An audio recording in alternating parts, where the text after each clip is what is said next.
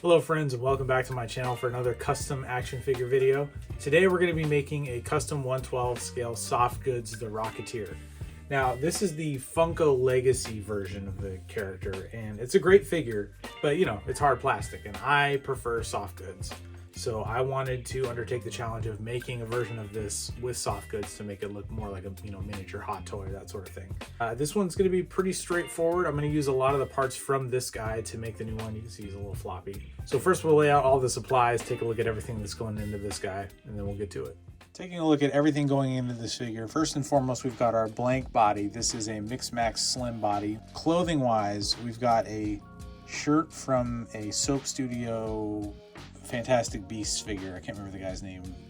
I got one of those for a good price for parts because I don't care about those movies. The pants are from GPS Lot. They actually are going to work perfect for this because they are so large. So I'm going to be able to get this kind of like poofed out aviator pants look. This jacket is from GPS Lot as well. It's a Commissioner Gordon jacket. They have this outfit set that's based on the animated series Gordon. And so I picked it up, and this is going to be our Rocketeer jacket. So first and foremost, it already has these rivets on there, which is great because he's got these kind of rivet snap button things. Now, not as many as what he actually has, but you know, we're working with what we got. Now, it also has these little epaulets too, which are perfect. I unglued them so that I can slide the rocket pack strap through. The plan is going to be to cut this short, use one of these bottom pieces as this front panel, like that. I'm going to need to fold this collar over. I got this Angelus leather paint. Now, if you watch the channel, you've seen me use a lot of this stuff. Basically, I'm going to paint it onto this fabric to make it look like leather, and it's also going to get it closer to the color we need. This is a little bit dark. Last but not least, I picked up some pleather material. This is going to be the straps for the jetpack. And then as far as the details, from this guy, we're using the helmet, of course. I'm gonna cut this jetpack off. I'm gonna try to figure out how to use the hands. I don't like this hand. I don't know what this position is supposed to be. Like, there are no like brown gloved hands that come with anything. So I don't have any that I can just be like, oh, I need a brown glove for that. You got black gloves and you can paint them, but you know, they end up looking like chalky or they get paint rub on them, so it's kind of difficult. And then I'm going to take the boots off of this guy. Now, unfortunately, they're not a separate piece, so what I'm gonna have to do is heat them up and just cut along that line, and then I'm gonna have to drill into them so that I can stick these pegs in there. Hopefully this is gonna be not terribly difficult. I don't think this is gonna require much in the way of like any kind of paint. I mean, this thing looks pretty good, so I'm not really gonna worry about messing with it too much. I always loved this movie. I mean, this movie came out when I was a little kid, and it's always been a favorite of mine. And it holds up pretty well. I just watched it recently, and, you know, shout out to Joe Johnston. That guy directs some pretty timeless looking film. And it's got my favorite Bond, Timothy Dalton, in it. All right. So next up, I'm going to take this guy apart, and then we'll check back in. Real quick, I just did a little test paint on this coat to see how it would turn out. I painted the inside here. It's still wet, but I think you can see this is going to require probably a couple of coats because it's on there a little unevenly. So it's always going to do a little test thing like this just to make sure that it's going to work the way you want. But okay, I had my first major mishap of the project, and it was in a weird place. I was trying to glue just a little piece of the pants to the leg right here, because if you cinch it, it helps with that aviator flap they get, and the glue came out way faster than I anticipated, and it just like all over this. So I currently have the pants soaked in rubbing alcohol to try to dissolve the glue. Problem is that it stains, so you can see like here and here where it stained the pants. In the meantime, I trimmed the jacket, so I basically put it on the body and I marked where I wanted it to be with a pencil, and then I just cut it across that, and then I folded up, basically hemmed it with double stick tape. Okay, so this is the jacket on the body. Very happy with how this turned out. Okay, check it out. So these pants are unfortunately no bueno. The alcohol did not take the stain out. I don't think a nail polish remover is going to do it. So I'm using this pair that came with the Commissioner Gordon soft goods. I was like, you know what, let me try something. So I literally just hiked the pants all the way up because they taper, so they don't flare out like the other pair. So I just hiked them all the way up. I put the boot on.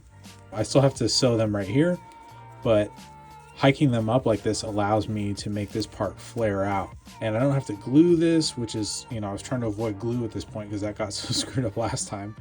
So yeah, I'm pretty happy with this. I may stick like some cotton batting in here just to kind of make this bit flare out some more, to really give it that look. But I'm pretty stoked that this worked out so easily because this turned into the biggest headache of the whole thing. I'm still trying to get this paint to hold on this. This is like 3 layers and it's finally starting to get a bit more of a leathery quality to it. But yeah, for some reason this fabric was super absorbent compared to everything else I've used this on. All right, progress update here.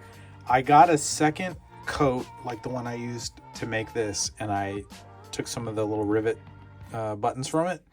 So I was able to have more buttons on this front panel piece to make it more accurate. Before I only had 8 to work with and I was gonna have to space them out, but getting another coat meant that I could have more. And I can still use the coat for another build, so that's all good. So that's gonna go on there like that. I tried attaching this with magnets and it looked too loose, like it was just sticking out too far. So I am going to end up gluing this. But before I do that, I need to make the straps for the jetpack. So I basically traced this shape and it looks like these are 2 different pieces. Like you have this piece that maybe like snaps on, and then this under piece that has the straps, and the straps go underneath. This is kind of pegged in, so I'm not going to take it out, but you can see how it's supposed to look under there. So what I'm going to do is make 2 separate pieces. I'm going to have this part with the front straps and this part with the side straps. So this is a tracing paper template that I made just to get all the proportions right. That's gonna be cut out of the brown pleather that I got. And then there are some black straps here, so I'm gonna use some black pleather that I have to make straps that also come across here. And then I'll glue all these pieces together and hopefully we'll have our straps. And then I plan to attach the jetpack with a magnet. I also painted the helmet. I used a gold paint pen, so that's nice and shiny now as opposed to just like colored plastic. So yeah, that's looking really good, and this guy's just about done. All right, so I got the harness bit done and it's on the body. He's all strapped up. Got the magnets placed right there. So the plan is to drill holes into these pegs and place magnets in there, and then it should stick on just like that. And then for the hands, I actually pulled out the wrist pegs that were in there because these already have a built-in peg and they're on this hinge system. So what I'm gonna have to do is just drill into this and widen the hole. I wish I had done that before I put the jacket on, but you know, it is what it is. So that I'm gonna drill the hole big enough so that can sit snugly in there. And then at that point, it's just about attaching the front piece and the head, and we're gonna be all done. All right, and here is the finished Rocketeer. So cool to finally have this done. I started this a couple months ago, so the first half of this video was when I started it several weeks back, and I just wrapped it up this weekend, and it feels good to have it done because it's been standing here staring at me forever. But yeah, really happy with how this turned out. As you can see, I threw together a makeshift base for him. I picked up this flag on Amazon, which is like, you know, pretty cheap. It was like under $10, I think. You can see I have a couple of magnets holding it in place because it does just want to fan straight out. So that gives it kind of weight and like makes it look a little windswept. The base itself is the bat signal base from a Mattel Movie Masters The Dark Knight Rises line. I have the bat signal and it had this base on it, but I didn't have use for the base of it, so I tucked it away for a rainy day, and that is today. But it works really well because, you know, this scene in the movie that I'm kind of emulating here, he's on a rooftop, there's a flag in the background. So yeah, just really happy with this. Now you can see on the stand too, I also added a Mezco articulating arm so that I can get him into some flight poses. So we're going to take a closer look at the figure, and then we are going to do some flight poses. Alright, so as you can see, he maintains the articulation of the Mix figure. And a couple things I haven't shown yet. So the helmet, I used a gold paint pen on this, and then it was a little too shiny and perfect looking, so I ended up taking some light brown paint and mixed it with water and did just kind of a wash on it. What that did is kind of like muddle the color a little bit and give it a little bit of a worn, lived in look. You know, the helmet in the film, it looks like it was hammered out of, you know, brass or something. You know, when they would shape metal like this back in the day, they would just use a hammer and like a, you know, a curved surface and just pound away on it. So I wanted it to have a little bit more of that hammered metal look, and I think that really helped achieve that. The jetpack I left as is. You know, I thought about maybe doing the tips up here, but I was like, nah, they look fine.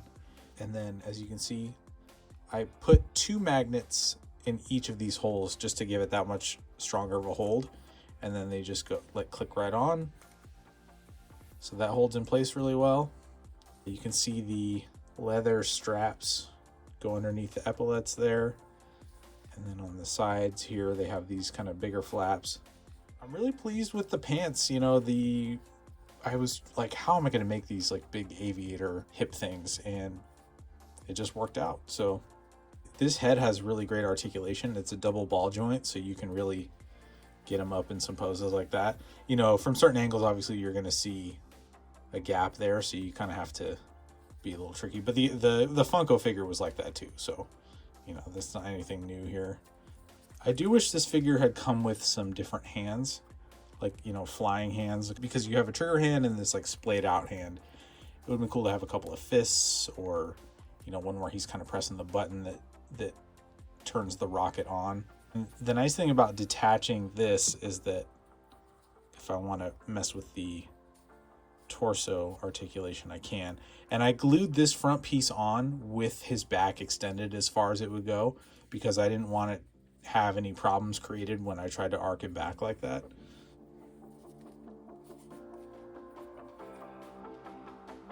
Yeah, it's looking pretty awesome. I'm super hyped on this. All right, so that is the figure. I'm going to get him on the flight stand and play with it a little bit, show you all some different positions.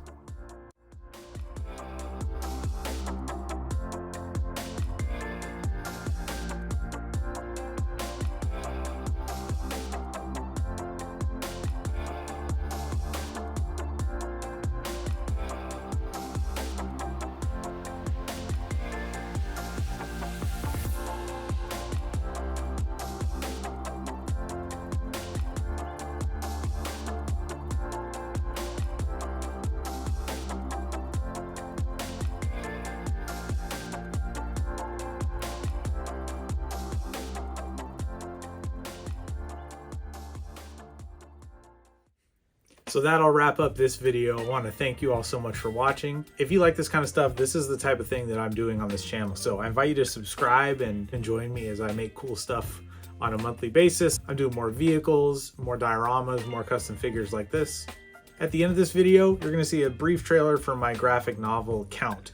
It's my sci-fi reimagining of the Count of Monte Cristo.